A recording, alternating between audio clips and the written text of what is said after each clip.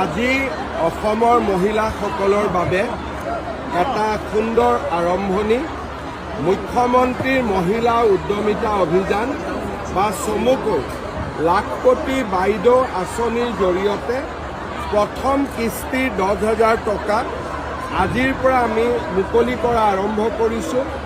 আজি আমাৰ নলবাৰীত বিতৰণ হ'ল, অহাকালি জাগিৰোড, পৰহি মাৰ্ঘেৰিটা, এনেকৈ অহা 3 মাহৰ ভিতৰত প্ৰত্যেকটা সমষ্টিতে আমি এই পুঁজি বিতৰণ কৰিম।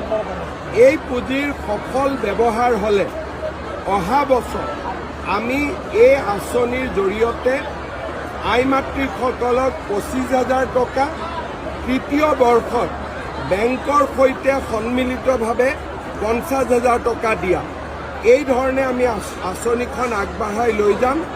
নলবাৰীত আজি 34,000 মহিলাই উপকৃত হ'ব। 34,000 মহিলা মানে 34 কোটি টকা আজি নলবাৰী সমষ্টিৰ আই মাতৃসকলৰ মাজত আমি বিতৰণ কৰিব পাৰিছোঁ।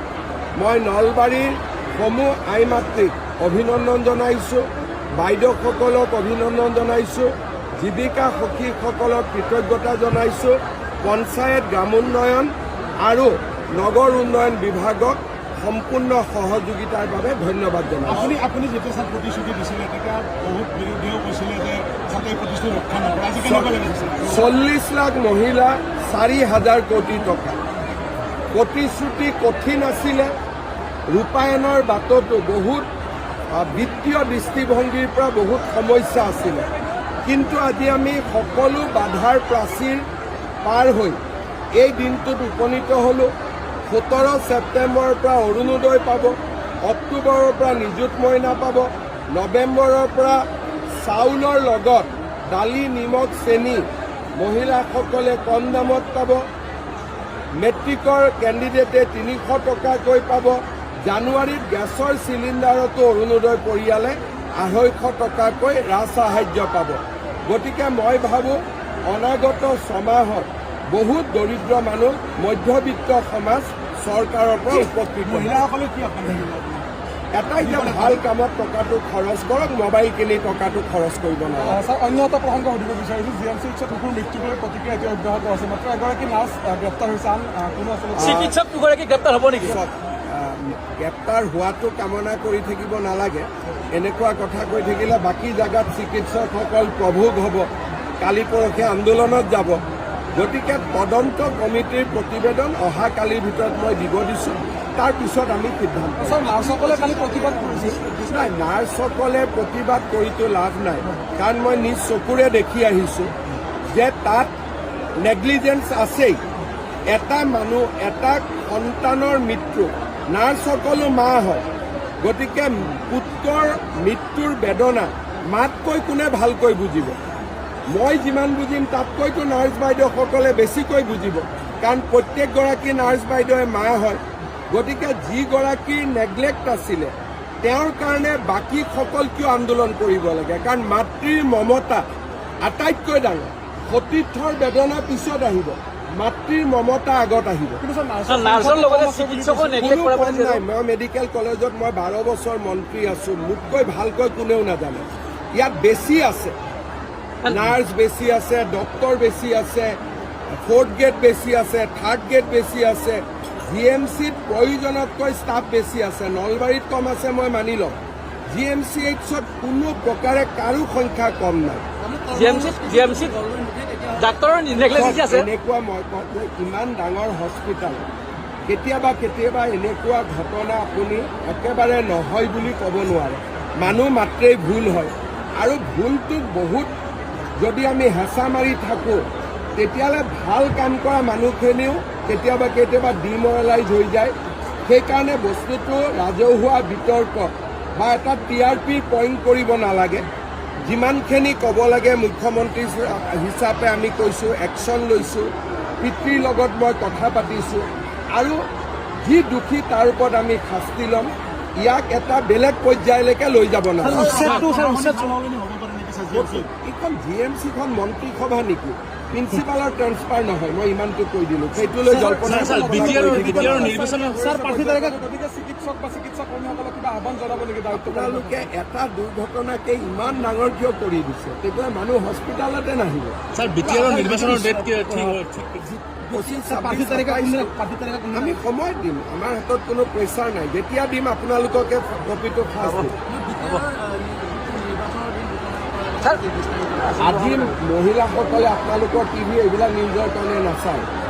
যিমানে নিউজ বনাওক কিয় আজি কোনেও নাচায়। যিমান ৰিল মহিলা উদ্যমিতাৰ ওপৰত বনিব সেইটোহে চাব, বাকী আজি নচলে। আজি একোৱে নচলে। আজিৰ দিনটো যিমান ৰিল বনিব কিবা বনিব ইয়াৰ ওপৰতে বনিব, বেলেগ নবনে। মোৰো অভিজ্ঞতা আছেতো নিউজৰ ওপৰত। আজি এইবিলাক নিউজ তাকে কৈছো, আজি নলবাৰীত ইমান ডাঙৰ মহিলাৰ সমাৱেশটো কেতিয়াও হোৱা নাই। আৰু নলবাৰীৰ ৰিপৰ্টটোকে 40 লাখ মহিলাই চাব ৰখি আছে যে সঁচাই দিলে নে নাই। আজি গোটেই আকৰ্ষণ এইটোৱে থাকিব, বেলেগ আজি নচলিব। সুধিব লাগে কাইলৈ কংগ্ৰেছৰ যি সভা এক প্ৰকাৰ গৌৰৱ গগৈৰ সভা ফলপ্ৰসূ হৈছে, 300 মানুহৰ সন্মুখত ভাষণ দিব লগা হৈছে। BTCত কংগ্ৰেছৰ পজিশ্যন নাই। ইয়াত BPF, UPPL আৰু BJPৰে কণ্টেষ্ট, বেলেগ পাৰ্টিৰ ইয়াত কণ্টেষ্ট নাই। স্যাৰ 6 জনগোষ্ঠীৰ যি জনজাতিকৰণ গোলগঞ্জৰ ঘটনাৰ সংক্ৰান্তত গৌৰৱ গগৈয়ে আপুনি 6 জনগোষ্ঠীৰ পৰা ক্ষমা খুজিবলৈ চাওক, যিটো কাম কংগ্ৰেছে বেয়া কৰি থৈ গৈছে তাৰ কাৰণে ক্ষমা কংগ্ৰেছে খুজিবনে মই খুজিম? কংগ্ৰেছে বিধানসভাত প্ৰস্তাৱ লৈছিলে যে ট্ৰাইবেল কৰিব লাগে কাকো ক্ষতি নোহোৱাকৈ। এইটো কি কথা যে ভাত খাব লাগে কিন্তু কাঁহী বাতি নাথাকিব? এইটো কেনেকৈ হ'ব পাৰে?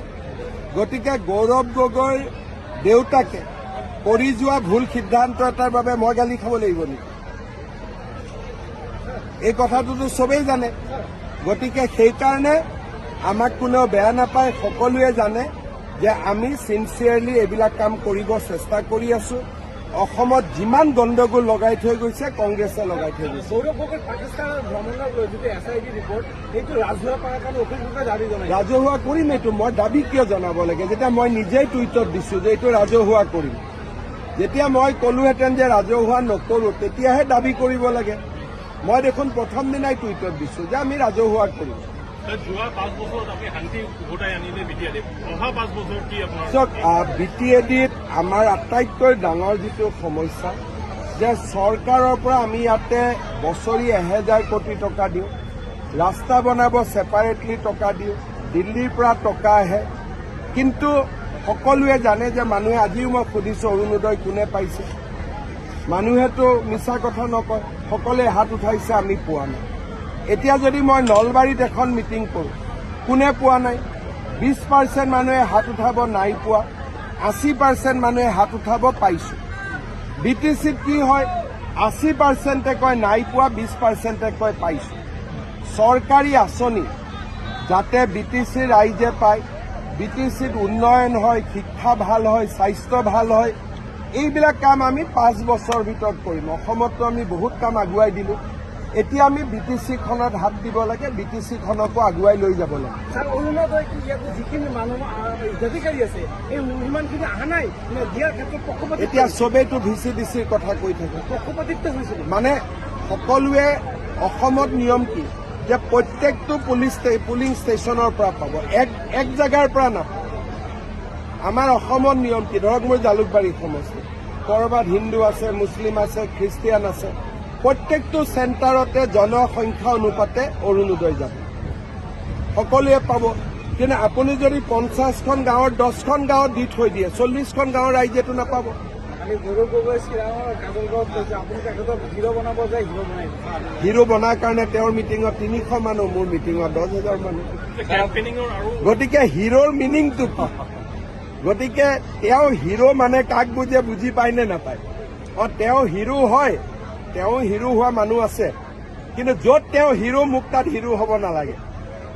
স্যাৰ, কেম্পেইনিঙৰ আৰু 7টা দিন আছে, এতিয়া ফিগাৰ ক'ব পাৰিব না? আমি কিছুদিন আৰু মইতো আজি ফাৰ্ষ্ট কালি আৰু আজি মিটিং কৰিছো। এটা কথা ক্লিয়াৰ যে বিজেপিৰ ফালে বহুত মানুহ এইবাৰ ওলাই আহিছে। আগতেওতো মই মানস চেৰফাঙত যোৱাবাৰো মিটিং কৰিছিলো, শিৱনাথ বৰ্মা উঠিছিলে, কিমান মানুহ হৈছিলে, আজি কিমান মানুহ। গতিকে বিজেপিৰ প্ৰতি ৰাইজ বহুত ওলাই আহিছে, কিন্তু ভোট দিয়া দিনাখনলৈকে থাকিবও লাগিব। এইটোতো ডিপেণ্ড কৰিব। 21টা পালেতো অকলে কৰিম, 16টা পালে অকলে কৰিম বুলি ক'লেও কৰিব পাৰিম জানো? কৰিবতো নোৱাৰো। হাগ্ৰামায়ো দাবী কৰিছে ছিংগল লাৰ্জেষ্ট, প্ৰমোদ বড়োৱেও দাবী কৰিছে ছিংগল লাৰ্জেষ্ট। এই গোটেই দাবীবোৰ লাষ্টত মিলাই ল'ব লাগিব, কাৰণ দাবীটো পাব্লিকেহে কৰাব, সেইকাৰণে মই দাবী কৰা নাই। চক, এইটোৱে কথা যে চিফ হওক ডেপুটি চিএম হওক, মই কোনো মোৰ আপত্তি নাই, কিন্তু ৰিজাল্টৰ দিনাখনলৈকে ৰখি ল'লে হ'ল। ছাৰ আপুনি কৈছে যে VTC গান্ধী নট চলে, মানুহে কৈ আছে, মইতো কোৱা নাই, পাব্লিকে কৈ আছে। VCDCটো এটা মন্দিৰ, শিৱ মন্দিৰত ফুল বেলপাত চলে, আৰু VCDCৰ মন্দিৰত গান্ধী চলে। BTC ছাৰ হাগ্ৰামা কৈছে আপুনি 1 নম্বৰ ষ্টাৰ কেম্পেইনাৰ, 2 নম্বৰ তেখেতে। চক, মোৰ কাৰো লগত, আপোনালোকে জানে প্ৰমোদ বড়ো, হাগ্ৰামা, মহিলাৰী, কাৰো লগত আমাৰ একো শত্ৰুতা নাই, কাৰণ BTC ইলেকশ্যনৰ পিছত কি পৰিৱেশ হয়তো আমি কোনেও নাজানো। কিন্তু এটা কথা ঠিক যে হাগ্ৰামা, মহিলাৰী, প্ৰমোদ বড়ো একলগ হৈ থাকিলে মোৰ কাৰণে ভাল, তেতিয়া আমি ভাল পাওঁ। এটা VIP পাৰ্টি বুলি নাই জানো? VPIতো 40টা দিয়ে, কিন্তু জিকে কেইটা? তো অসমত কংগ্ৰেছ আৰু VPI একে কেণ্ডিডেট দিয়ে। কোনোবাই কয় নেকি আমি কেণ্ডিডেট দিছো এইটোৱে আমাৰ ছাকচেছ বুলি? এনেকুৱা আজি ধৰক অসমত এছেম্বলি হ'ল, 126টা জেগাত মই কেণ্ডিডেট দি দিলো, মই কম মোৰ এইটোৱে সফলতা, 126টা, চিকিউৰিটি কিন্তু এটাও না ফৰফিট। এইটো কি ঘটনা হ'ব পাৰে? গতিকে VPI আৰু কংগ্ৰেছ আজিৰ দিনত সমান পাৰ্টি, বাকীবোৰ আগত আছে। হ'ব চলো।